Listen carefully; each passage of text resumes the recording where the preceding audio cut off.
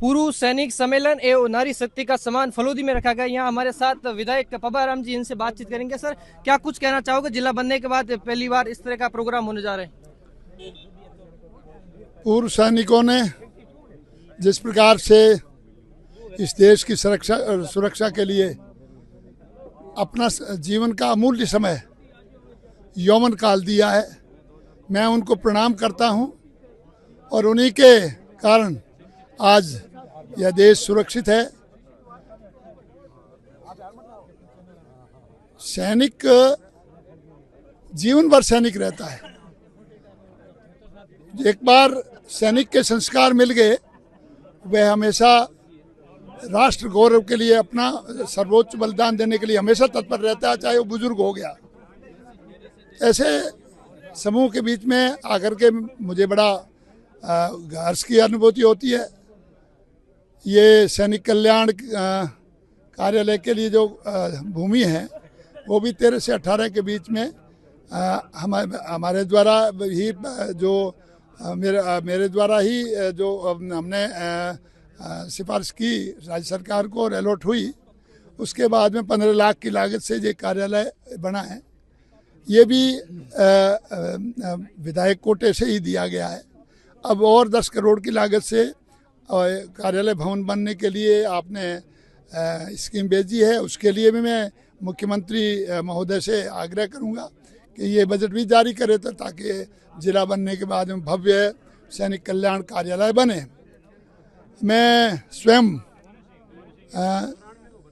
Paramilitary forces में रह चुका हूं, इसलिए मेरा विशेष लगाव सैनिकों के साथ में है और इसी के चलते मैं कोई भी अवसर, सैनिकों के यहाँ पर कोई भी कार्यक्रम होता है, मैं कोई भी अवसर मैं छोड़ना नहीं चाहता।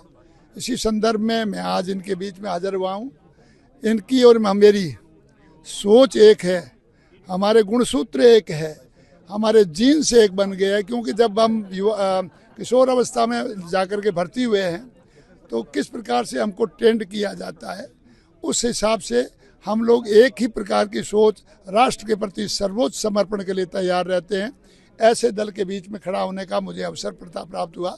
मुझे जो भी कार्य आप देंगे, सैनिक भाई हमको देंगे, इसके लिए मैं हमेशा तत्पर रहूँगा और उसके लिए काम करूँगा। रही बात यहाँ के सैनिक कल्याण अधिकारी है कर्नल सतवीर सिंह जी और कर्ण सिंह जी, रणजान सिंह जी और आपकी पूरी जो प्रशासकीय टीम है, उनका भी मैं अभिनंदन करता हूं कि आपने हम सबको बुला करके इस कार्यक्रम में बुलाया और मान और सम्मान दिया। मैं एक बार आपके शौर्य को नमन करते हुए अपनी बात को विराम देता हूं। धन्यवाद। जो नई लोग यहाँ पर आर्मी के लिए तैयारी करें, उनको आप क्या संदेश देना चाहोगे? जो आर्मी में लोग जाना चाहते हैं, तो काफी समय से तैयारी भी कर रहे हैं। बंधु, अभी युद्ध का पैटर्न बदल गया। जिस समय हमने 1971 की लड़ाई लड़ी, उस समय टैंकों से लड़ी, राइफल के द्वारा लड़ी, LMG के द्वारा लड़ी, MMG के द्वारा लड़ी और तोपों के द्वारा लड़ी और फिर एयरफोर्स के द्वारा और नेवी के द्वारा, ये था।